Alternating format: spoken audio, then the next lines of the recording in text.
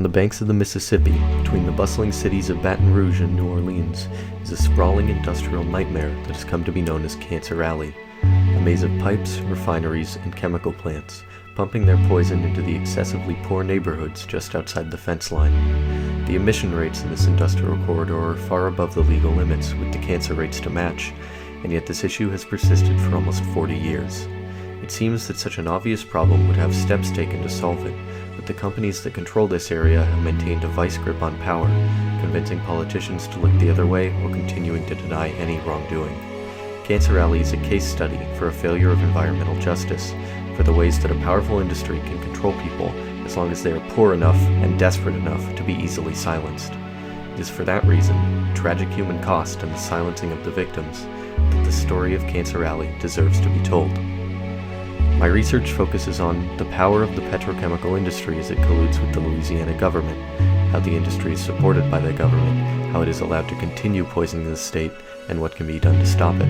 The continued lack of a response to these environmental crimes is the symptom of a web of corporate lies, private interests, and workforce monopolization. Poverty within Cancer Alley is a trap, a vicious cycle forcing people to work for the very companies that are killing them. If the people can't help themselves, and their government refuses to help them, then what can we do?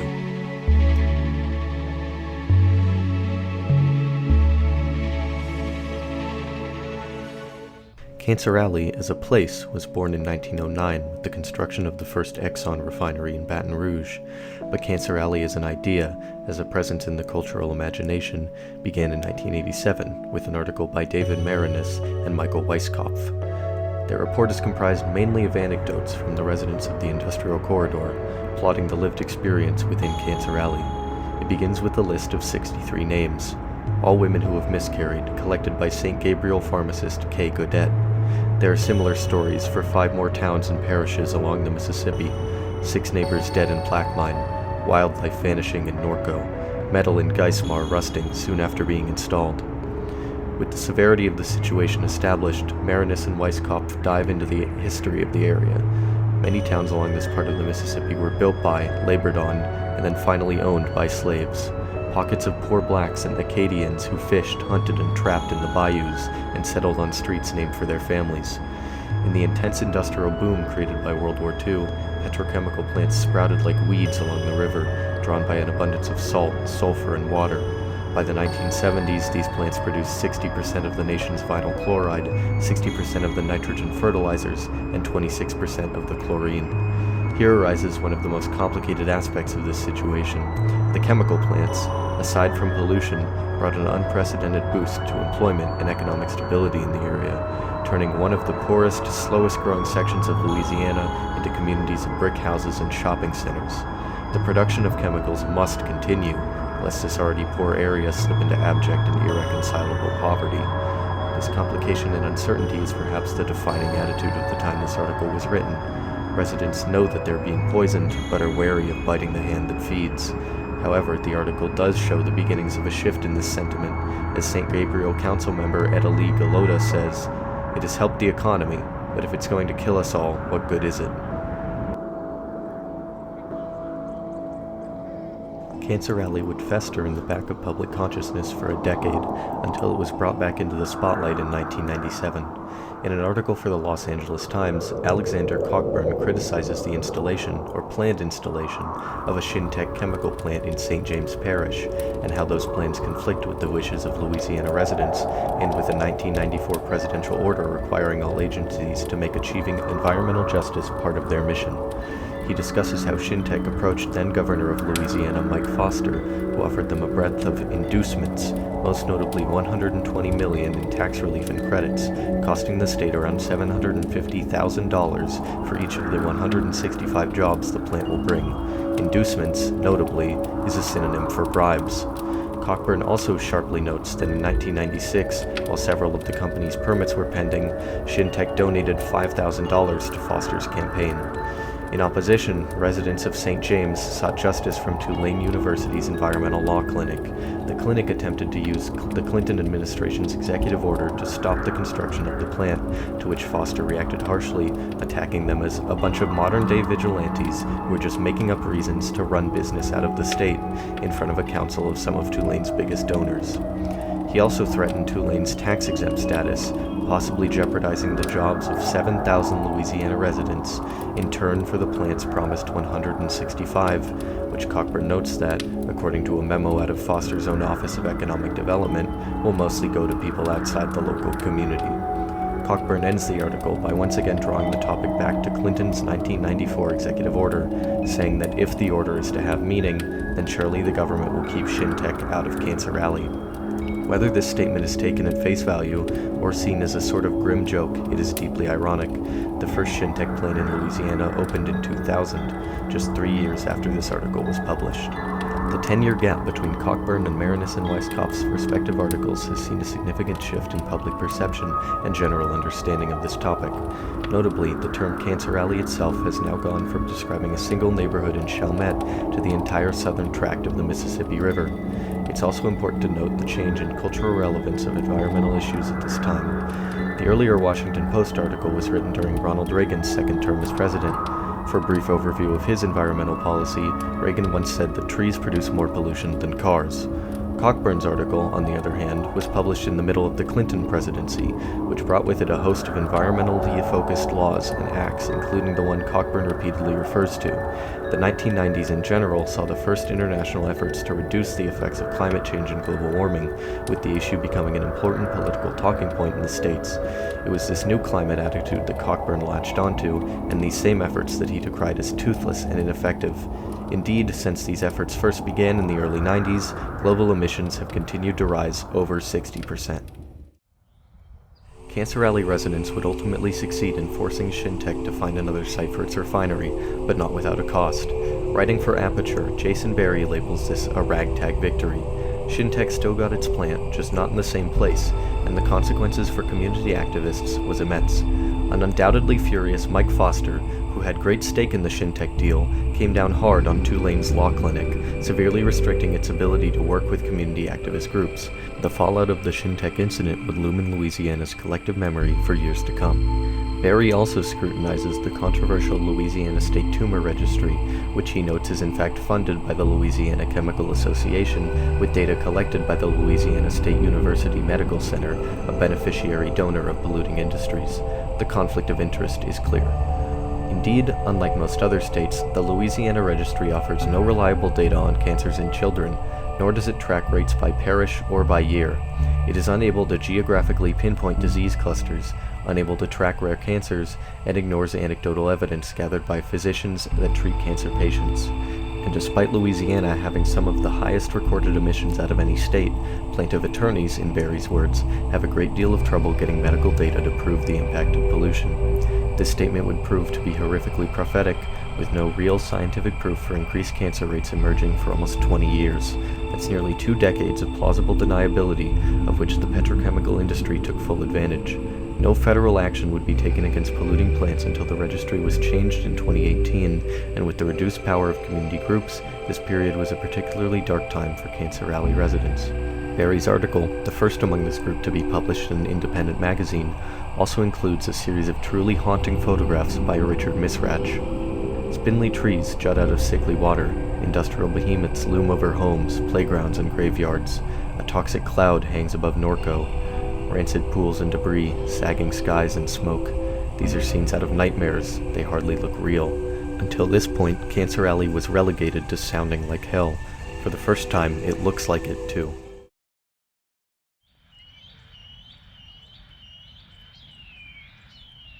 Barbara Allen shed more light on the plight of Cancer Alley in 2006, a few months after the region was decimated by Hurricane Katrina. Allen's essay is, first and foremost, a historical retrospective. It begins in a post-Civil War America, discussing how petrochemical companies preferred to do business with wealthy white landowners than recently freed African Americans. Freed slaves often lived on or near the plantations where they used to work, and those plantations would then be sold to chemical companies to build refineries, creating a dynamic of poor, majority black communities directly next to massive refineries, which persists to this day.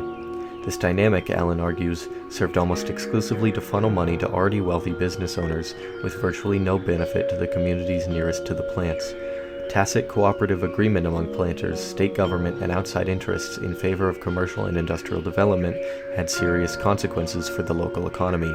When Standard Oil laid a $2 million pipeline from the northern Louisiana oil fields to its new refinery in Baton Rouge in 1909, the company imported all of the skilled labor, materials, tools, and equipment, hiring only unskilled labor locally. Allen recounts the area's history of environmental advocacy, beginning in Geismar in 1964, then the first stirrings of Cancer Alley concern in 1978, all the way up to Clinton's 1994 executive order and how it clashed with the interests of Shintech. She is thorough in her criticisms of policy decisions that led to the alley's current state, most specifically a slew of benefits and tax-exempt statuses offered to any company willing to build in Louisiana.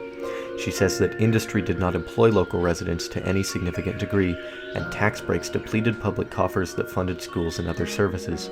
The collusion of state government with wealthy planters and outside corporate interests encouraged policies that were harmful to the majority of local residents.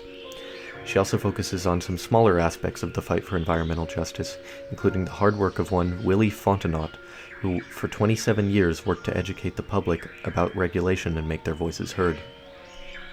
Allen's article comes from a distinctly post-9/11 and, more locally, post-Katrina America, one which has seen greatly increased debates around both climate change and national security. Jason Berry's already rather grim article, written January of 2001, seems in comparison blissfully unaware of the chaos about to be brought down upon Louisiana and the U.S. as a whole. The flurry of national security concerns after 9/11 were used in part to crack down on information surrounding Louisiana's pollution, with the aforementioned Willie Fontenot being forced to step down because, as Allen sharply notes, taking college students on educational and fact-finding tours of communities in the petrochemical corridor in Louisiana is now evidently considered a breach of homeland security. In 2003, websites with evacuation plans in the event of chemical disasters were taken down for similar reasons, and citizens and scientists alike were barred access from information regarding what chemicals are produced and stored in the area. As for the more recent Hurricane Katrina, Allen says that the destruction of poor neighborhoods is one familiar to Cancer Alley, but hopes that the scale of the disaster has put more eyes on Louisiana's environmental plight and might fuel greater interest in green development and sustainable chemistry.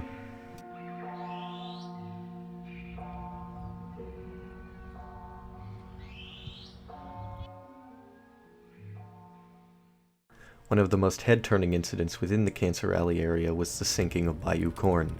Alexander Nazarian chronicles the story of the sinkhole, captured on video by one John Boudreau, as it swallows trees whole and burps up combustible methane.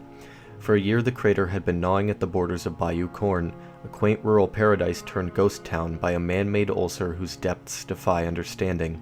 Nazarian describes the sinkhole as a nigh-biblical disaster, recalling a verse in the Book of Numbers in which a band of rebel Israelites are swallowed by the earth and the wrath of God. Bayou Corn, he says, stands to become yet another Louisiana community sacrificed to the twin gods of oil and gas. The comparison is not unwarranted, considering the vice-like grip the industry has over Louisiana. They are the rulers, the kings, the gods of the state.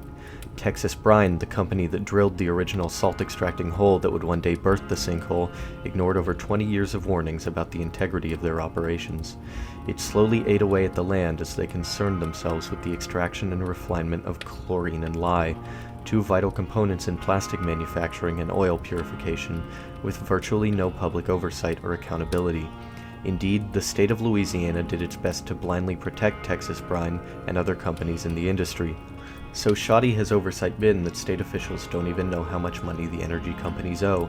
Its auditing so lackadaisical that last year it collected just $40,729 in severance taxes paid for the extraction of resources like oil and gas. And a 2011 report by the Environmental Protection Agency's Inspector General found Louisiana to have the lowest enforcement activity in the region, with a culture in which the state agency is expected to protect the industry instead of people.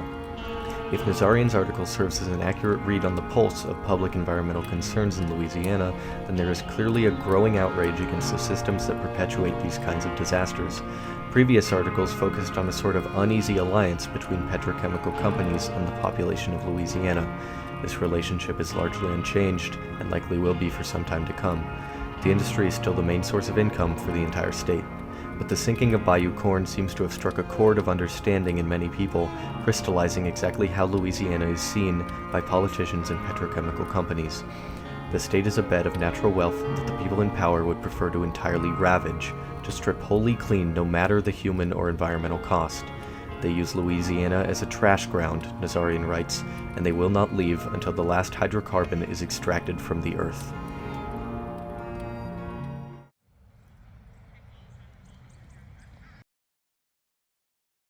Like countless others in Cancer Alley, St. John the Baptist Parish is a community trapped in a state of persistent decay. The people living there had known it for years, despite the plant next door telling them otherwise. Everyone knows someone dead or dying from cancer. The dialysis clinics are always full. But their concerns wouldn't be vindicated until 2015, when the EPA reported that the risk of cancer within the parish was over 800 times the national average. In a 2017 article for The Intercept, investigative reporter and environmental journalist Sharon Lerner attributes this astronomical rate to chloroprene, a byproduct of the neoprene manufacturing in a large DuPont chemical plant. According to a division of the EPA called the Integrated Risk Information Systems, or IRIS, chloroprene is most likely a human carcinogen, with animal testing producing a veritable cocktail of cancers, including liver, lung, and kidney cancers. DuPont, which conveniently sold the neoprene plant to a Japanese company called Denka Performance Elastomers just 6 weeks before the 2015 Cancer Risk Report, has long been aware of the possible health risks of chloroprene, with reports from as far back as 1941 expressing concerns about symptoms of dizziness, headaches, nausea, heart palpitations, diarrhea, and rapid pulse.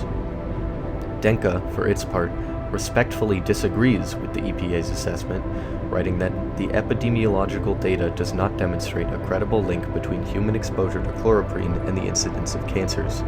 Denka, along with the Louisiana Department of Environmental Quality head Chuck Carr Brown, identified the EPA risk estimates as guidance instead of enforceable limits, and subsequently decided to ignore them.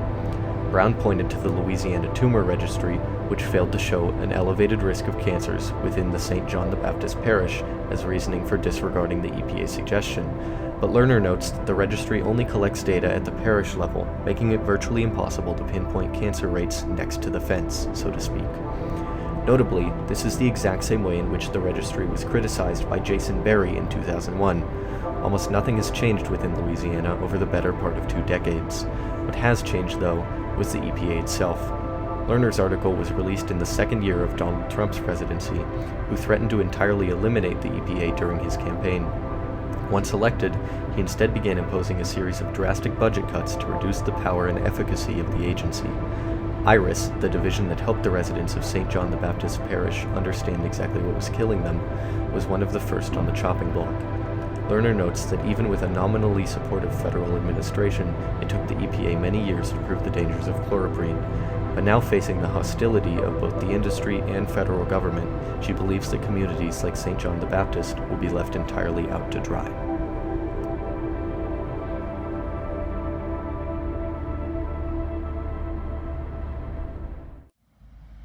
Indeed, little progress would be made in Cancer Alley until 2023. James Bruggers reports on a historic development in the state's deeply flawed cancer registry. In 2018, the Louisiana Tumor Registry began making available to researchers cancer incidence rates at the census tract or neighborhood level. That change, along with using the EPA toxic air risk estimates, opened a new way of looking at pollution and cancer in the state.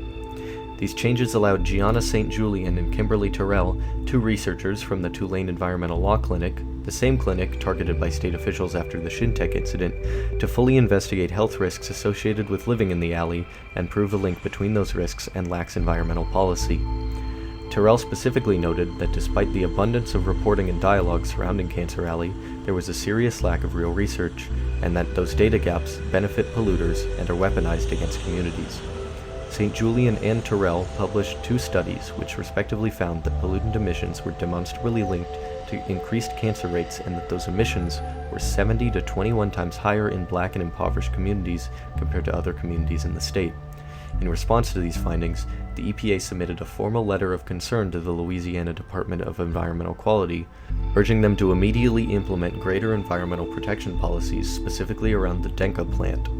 A poignant note from the end of this letter says that while emissions have reduced in recent years, there is no way to repay longtime residents of these communities who were born breathing the toxic air and will always feel its effects. What is most fascinating, or perhaps most shocking about this article, is that this is truly the first time that science has affirmed the link between pollutants and cancer. 40 years after residents started calling it Cancer Alley, industry and local officials have still never acknowledged an actual link between these two very obviously connected things. The level of denial and deliberate malicious ignorance that allowed things to get to this point is almost unbelievable. In many ways, this article feels like an inflection point, a culmination of all those long, toxic years. In 2017, the EPA's condemnation of the Denka plant went largely ignored, and the agency itself was under serious threat. But in 2023, they returned in full force. This also goes for Tulane, stepping back into the spotlight after narrowly escaping the crosshairs of local government in the late 90s. Even the changes made to the Louisiana Cancer Registry represent a small but meaningful victory in the fight for environmental justice. After 40 years, the tide is turning. Perhaps the string of successes represents the first stirrings of change.